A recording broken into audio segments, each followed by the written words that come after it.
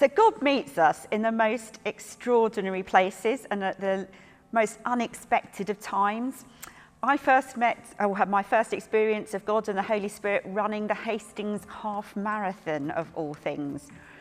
The church that became my sending church was actually the half point in the marathon, and they used to have their worship team outside praising and doing what worship teams do, and the youth and the children would be out handing oranges to the runners.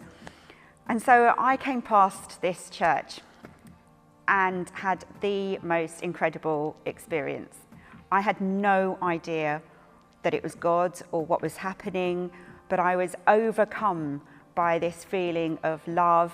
I remember feeling like my feet didn't touch the ground. I ran round the corner away from the church and just burst into tears. And I was like, what is that? What was going on? I had no idea. I had an overwhelming urge to stop the race and go into the church, which wasn't going to happen because I was on for a really good time. And I just finished the race. But the following Friday, I was hairdressing at the time, and the following Friday I had one of these clients who was one of these very strange born-again Christian people. So I explained to her what had happened. Margaret told me that it was the Holy Spirit, and she said it was about time that I did an Alpha course. And so that's how my journey started, my Christian journey started. I began going to St Helens. I did this Alpha course. I gave my life to Jesus. But I've never forgotten that kind of unexpected, how God just rocked up in the moment. Totally unexpected, totally unexplainable, and chose me.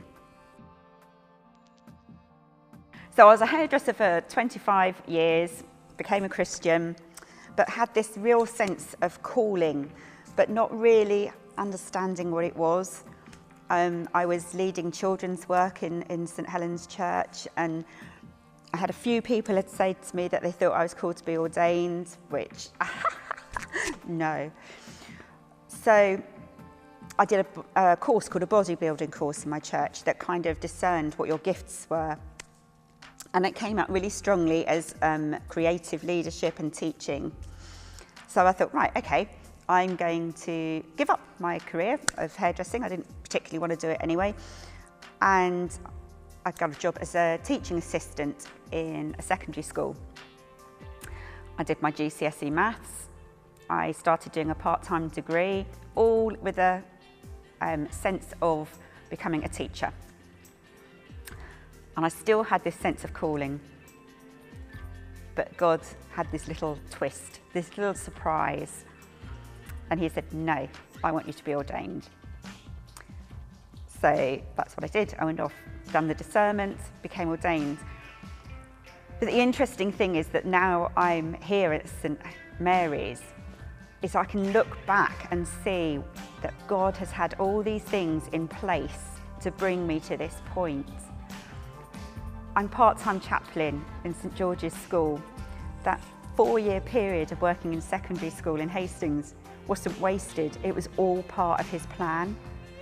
The time that I was a hairdresser taught me to communicate with people, to listen to people. And ironically, St George's has a hairdressing department in it anyway. But it's all been part of his plan. I can look back and see that all these different times that he's encouraged me, where God has spoken to me, where God has moved me on, has all been about bringing me to this point in my life.